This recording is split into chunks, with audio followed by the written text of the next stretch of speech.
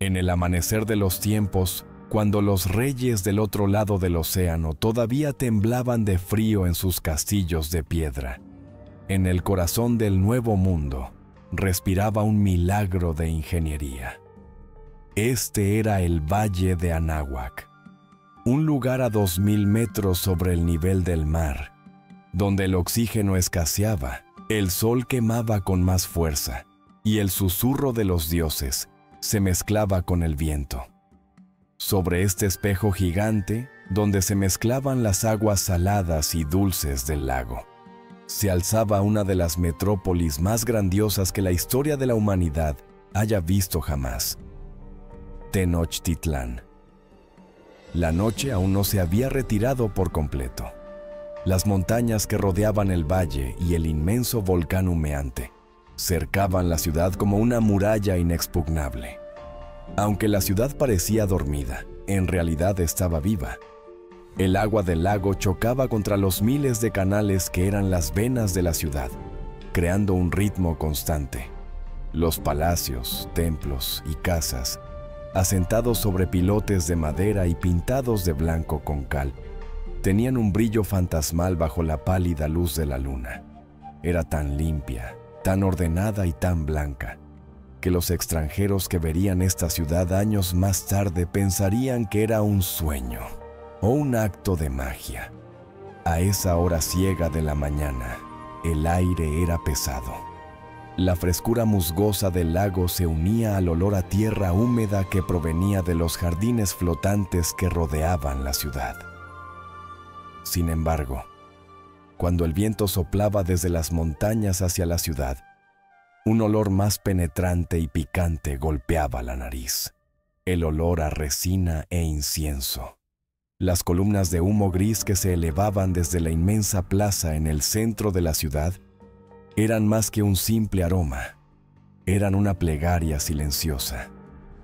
El día comenzaba, y con él comenzaba también la tarea más pesada del ser humano. Los primeros rayos del sol iluminaban tanto los palacios de los nobles como los barrios donde vivía la gente común. Estos barrios eran un laberinto de casas de adobe de un solo piso, pintadas de blanco. Pero aquello no era un lugar desordenado. Frente a cada casa había pequeños y ordenados jardines donde se plantaban flores y hierbas medicinales. Para los aztecas, la casa no era solo un lugar para dormir, era un refugio sagrado. Desde el interior de estas casas surgía algo que nunca se vería en las ciudades europeas de aquella época: vapor. En el jardín de casi todas las casas había pequeñas habitaciones abovedadas para baños de vapor. Para el pueblo azteca, la limpieza era parte de la fe. Antes del amanecer, tanto hombres como mujeres entraban en estos baños, sudaban y luego se lavaban con agua fría. Para ellos, un cuerpo sucio significaba un alma sucia, y los dioses no amaban a las personas que olían mal. El primer sonido que rompía el silencio de la mañana era un roce rítmico que venía de las cocinas. Era el sonido de la piedra contra la piedra. Las mujeres de la casa molían los granos de maíz remojados en piedras volcánicas hasta convertirlos en masa. El maíz no era solo comida para ellos, era la vida misma. Incluso, según la leyenda, los dioses no crearon al hombre de barro, sino de masa de maíz. Poco después, esa masa se convertiría en tortillas humeantes, cocinadas sobre discos de arcilla. Se acompañaban con frijoles hervidos, salsas de chile picante, pasta de semillas de calabaza y, si tenían suerte, pato o pequeños peces pescados en el lago. Rico o pobre, la mañana de todos comenzaba con ese olor a chile picante y maíz fresco que abría el apetito. Al abrir las puertas y salir a la calle, bastaba una sola mirada para saber quién era quién. La moda aquí no era cuestión de gusto, sino de ley. Los hombres del pueblo común llevaban un simple taparrabos en la cintura y una capa tejida con fibras gruesas que terminaba por encima de las rodillas. Las reglas eran tan claras como un cuchillo afilado. Si eras un ciudadano común, no podías atar el nudo de tu capa sobre el hombro. Eso era exclusivo de los nobles. Si no habías realizado ningún acto heroico, estaba prohibido que tu capa llegara hasta los tobillos. Usar telas de algodón, llevar sandalias adornadas o beber cacao. Todo eso eran símbolos de estatus. Un agricultor, por muy rico que fuera, nunca podría vestirse como un noble. El castigo era simple: la muerte. Así, estas personas que vivían bajo una disciplina estricta, que se bañaban cada mañana, que agradecían por su maíz y obedecían las reglas al pie de la letra, ahora salían de sus casas hacia sus trabajos, campos y talleres. No eran salvajes de la selva, eran los engranajes de una sociedad civilizada, limpia y profundamente religiosa. Incluso a estas horas en que el sol aún no había salido, el gran mercado al norte de la ciudad comenzaba a despertar. Este no era solo un lugar de compras, era el lugar donde latía el corazón del imperio. Cada día, 60,000 personas se reunían aquí para intercambiar mercancías traídas de todos los rincones del imperio. Imagínenlo: pieles de jaguar, piedras de jade verde brillante, conchas exóticas traídas de la costa del océano y hielo traído de las montañas. Una tierra de abundancia donde los granos de cacao servían como moneda y el olor a vainilla y chocolate se mezclaba en el aire. La gente reía, regateaba y compraba juguetes para sus hijos. La vida fluía con toda su vitalidad. Sin embargo, justo al lado de esta alegre multitud, una realidad ensombrecía la alegría del mercado. Los jueces que supervisaban el mercado no solo vigilaban a los ladrones, sino también a quienes alteraban el orden. Porque en esta sociedad, el orden significaba supervivencia. El más mínimo error, una borrachera o una falta de respeto, podía hacerte caer de la posición de vendedor en el mercado a la de víctima en el templo. La vida y la muerte caminaban juntas por las calles de Tenochtitlán. Estas personas respetaban la muerte no porque le temieran, sino porque amaban demasiado la vida. A ningún niño nacido en esta ciudad se le criaba con cuentos de hadas. En el momento en que nacía un bebé azteca, la partera lo bañaba con agua fría y le susurraba al oído estas palabras: no has venido aquí solo a dormir y a soñar. Has venido aquí a sufrir y a luchar. Apenas cumplían 7 años, los niños eran separados de sus familias y enviados a las escuelas. Los hijos de los nobles eran educados en monasterios bajo la supervisión de sacerdotes. Allí se les enseñaba historia, astronomía, poesía y, lo más importante, educación de la voluntad.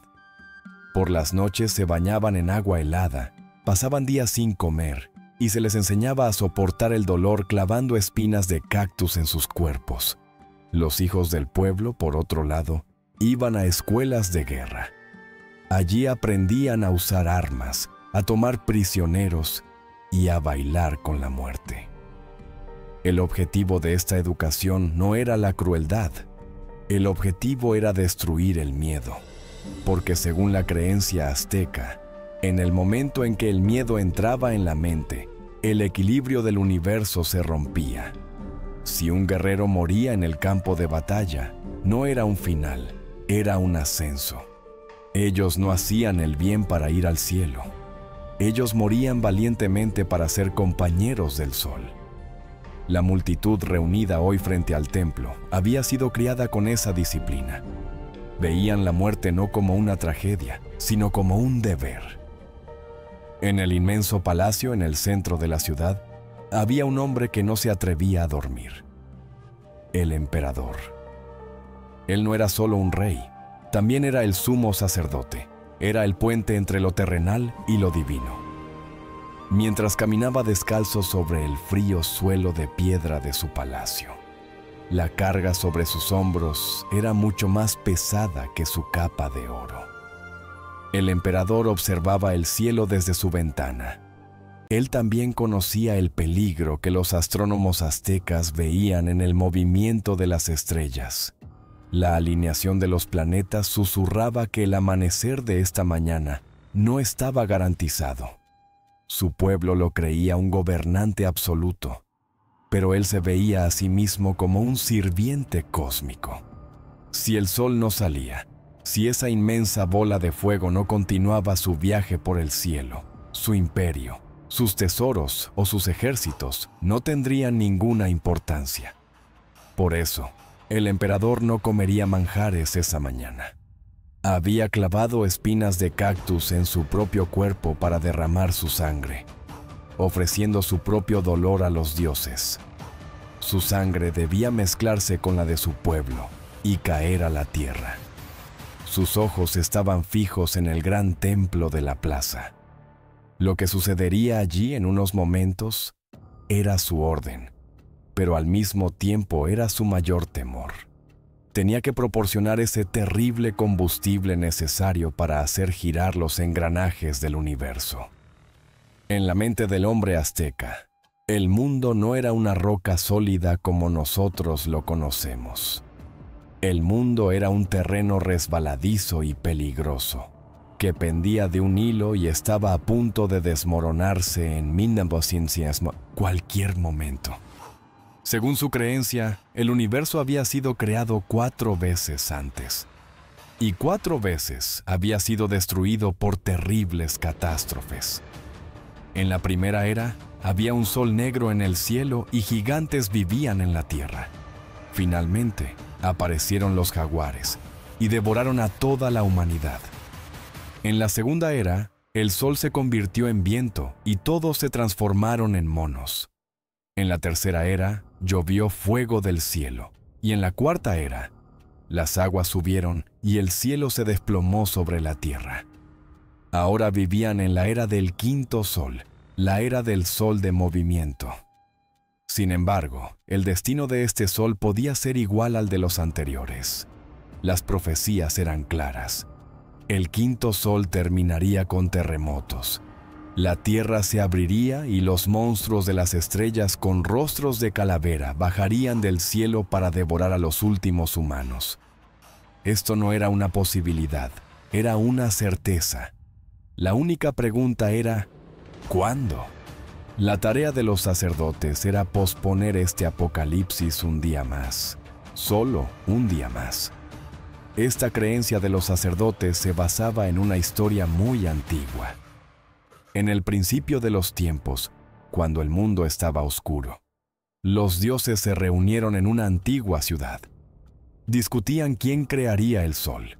Ser el sol significaba arrojarse dentro de un fuego inmenso, arder y elevarse al cielo. Surgieron 2 candidatos. Uno era un dios rico, fuerte y arrogante. El otro era un dios llamado Nanahuatzin, pobre, silencioso y con el cuerpo cubierto de heridas.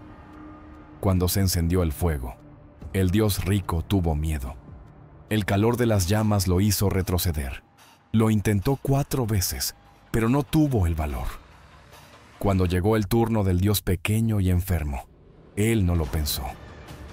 Cerró los ojos y se lanzó al corazón de las llamas. Su cuerpo ardió con crujidos y se elevó al cielo como una inmensa bola de luz. Él ya era el sol. Pero había un problema. El sol se había quedado colgado en el cielo, inmóvil. Los otros dioses preguntaron, ¿por qué no te mueves? El sol respondió, necesito energía para moverme, denme sangre. Así, todos los demás dioses se sacrificaron allí mismo para que el sol se moviera. Aquí residía el punto clave y la tragedia de la fe azteca. Los dioses habían derramado su sangre y se habían destruido a sí mismos para que los humanos vivieran. Ahora, el turno de pagar la deuda universal era de los humanos. Esto no era un regalo, era una obligación cósmica. Entonces, ¿quién daría esta sangre sagrada? Las víctimas traídas a la plaza no eran criminales comunes ni ladrones. Los dioses no querían sangre vieja. Ellos exigían al más valiente, al más fuerte y al más noble. Por eso, los aztecas organizaban guerras especiales no para conquistar tierras, sino solo para tomar prisioneros. A estas se les llamaba guerras floridas. Cuando dos ejércitos se enfrentaban, el objetivo no era matar al enemigo. El objetivo era capturarlo sin herirlo, sin romper su honor. El rango de un guerrero azteca no se medía por los enemigos que mataba, sino por el número de prisioneros que capturaba vivos y llevaba al templo. La víctima que esperaba hoy frente al templo era un guerrero noble capturado meses atrás en una de esas guerras. Desde el día de su captura, no había sido tratado como un prisionero, sino como un invitado. Se le habían dado las mejores comidas y las mejores ropas. Al caminar por la ciudad, la gente se inclinaba ante él con respeto, porque él ya no era un humano. Él era un mensajero enviado a los dioses, una carta. Su cuerpo era mortal, pero su misión era sagrada. Él estaba a punto de sentarse a la mesa del sol. Este terrible destino era, al mismo tiempo, un honor para él. La noche anterior al ritual era la más difícil para la víctima. Mientras la ciudad estaba sumida en el silencio, él esperaba despierto en una pequeña habitación dentro del complejo del templo. Los sacerdotes le cantaban canciones sagradas y lo preparaban. Tal vez pensaba en su casa, en sus hijos o en la mujer que amaba. Pero escapar ni siquiera cruzaba por su mente. Si escapaba, no solo mancharía su propio honor, sino el de todo el linaje de su familia. Peor aún, pasaría a la historia como la persona que impidió la salida del sol. Esa vergüenza era mucho más terrible que la muerte. Se le dieron mezclas de plantas especiales para aliviar su dolor y abrir su mente. Cuando su mente comenzaba a nublarse, los miedos terrenales se borraban, dejando paso a una aceptación divina. Él ya había olvidado su nombre. Él ahora era solo la imagen de Dios. Al llegar el amanecer, el recinto sagrado en el corazón de la ciudad comenzó a llenarse. El suelo estaba pavimentado con piedras tan lisas que el sonido de los pasos resonaba. Y entonces comenzó el sonido del ritmo. Los inmensos tambores de madera cubiertos con piel de jaguar imitaban el latido del corazón de la tierra. ¡Pum! ¡Pum! ¡Pum! El sonido venía de tan profundo que la gente no lo sentía con los oídos, sino en el pecho, en el estómago. No solo las víctimas, sino también las decenas de miles de personas que esperaban abajo participaban en este rito. La multitud silenciosa que llenaba la plaza no eran solo espectadores. Ellos también tenían una deuda. La gente común sostenía espinas afiladas de cactus en sus manos. Al ritmo de los tambores, ellos también clavaban estas espinas en los lóbulos de sus orejas, en sus lenguas o en sus piernas. Pequeñas gotas de sangre caían al suelo y se mezclaban con la tierra. Mujeres, hombres, incluso ancianos, todos ofrecían su propio dolor. Esto no era una histeria colectiva, era un ruego colectivo. Mirad, le decían al sol. Nosotros también sangramos, nosotros también sufrimos. Por favor, no nos abandones. Por favor, sigue brillando. Las víctimas fueron llevadas a la plaza. Su apariencia era fascinante. Sus cuerpos estaban pintados de blanco y rojo con polvo de caliza y ocre. Estos colores simbolizaban que ya se habían despojado de sus identidades terrenales. Llevaban plumas de águila en la cabeza y tobilleras de conchas marinas que tintineaban con cada paso. Frente a ellos se alzaba el gran templo. Una inmensa pirámide de 45 metros de altura que se extendía hacia el cielo con escaleras empinadas. Los escalones eran tan empinados que quien subía, al levantar la cabeza, solo podía ver el cielo. Esto no era una coincidencia arquitectónica. Esto significaba, al subir, nunca mires atrás, nunca mires al mundo. La víctima comenzó a subir acompañada por los sacerdotes. Con cada escalón le faltaba un poco más el aliento. La multitud abajo parecía un mar de colores. El humo del incienso le ardía en los ojos. A medida que se acercaba a la cima, el aire se volvía más frío. Esta era la casa de los dioses, y los dioses no eran de sangre caliente. El ascenso terminó. Al llegar a la cima, la vista era impresionante. Abajo, aquella inmensa ciudad blanca construida en medio del lago brillaba en el crepúsculo de la mañana. Los canales se extendían como hilos de plata. Pero aquí, en la cima, la belleza del paisaje dejaba su lugar a una seriedad absoluta. 5 sacerdotes esperaban. El sumo sacerdote estaba en el centro, con su túnica rojo sangre y una apariencia aterradora. Su cabello estaba endurecido y enmarañado por el humo y la sangre salpicada de los rituales realizados durante años. Su rostro estaba pintado de negro. Él ya no era un humano, era el señor de la vida y la muerte. La víctima fue acostada boca arriba sobre la piedra de sacrificios. La forma de la piedra estaba hecha especialmente convexa. Cuando la víctima se acostaba sobre ella, su caja torácica se estiraba hacia arriba, dejando la piel y los músculos vulnerables. 4 sacerdotes sujetaron sus brazos y piernas. Esto no era una lucha, era una entrega. El sumo sacerdote levantó la mano. No había metal brillante en su mano. Los aztecas no usaban hierro ni acero. En la mano del sacerdote había un cuchillo de obsidiana negra y brillante como el vidrio, que eran las lágrimas congeladas del volcán. Esta piedra era muchas veces más afilada que el acero.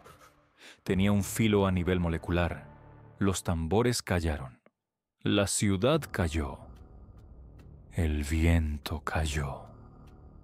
El tiempo se congeló en ese instante. Ni siquiera se oía la respiración de los sacerdotes.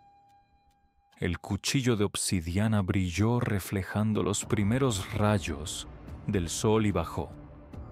El sonido fue un golpe húmedo y seco. La caja torácica se abrió con un golpe maestro.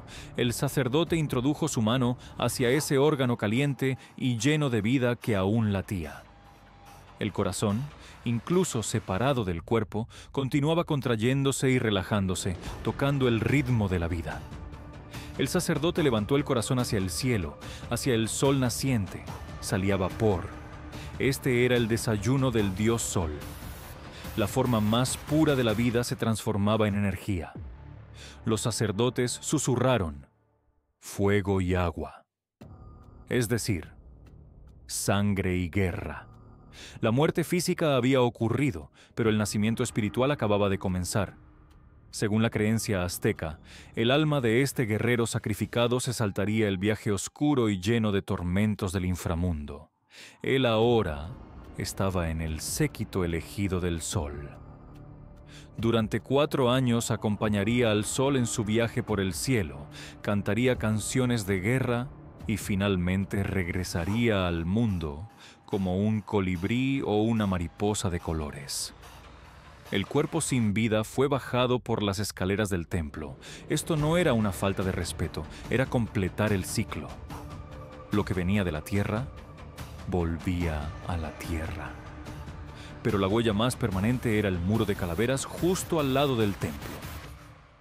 Miles de calaveras alineadas en estantes de madera brillaban con la luz del sol de la mañana. Para un ojo occidental, esto podía ser un muro de terror. Pero para un ciudadano azteca, ese muro era la póliza de seguro de la ciudad. Esas calaveras eran el recibo de las deudas pagadas, la garantía de la vida. Cuando la gente miraba ese muro, no veía muerte, veía continuidad. Hemos hecho nuestra parte, decían. Le hemos dado a los dioses lo que les corresponde. No somos tacaños. Llegó el momento esperado en el horizonte.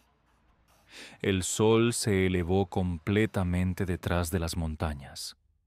Las luces doradas se deslizaron desde la cima del templo hacia las aguas de los canales, los puestos del mercado y los rostros de la gente.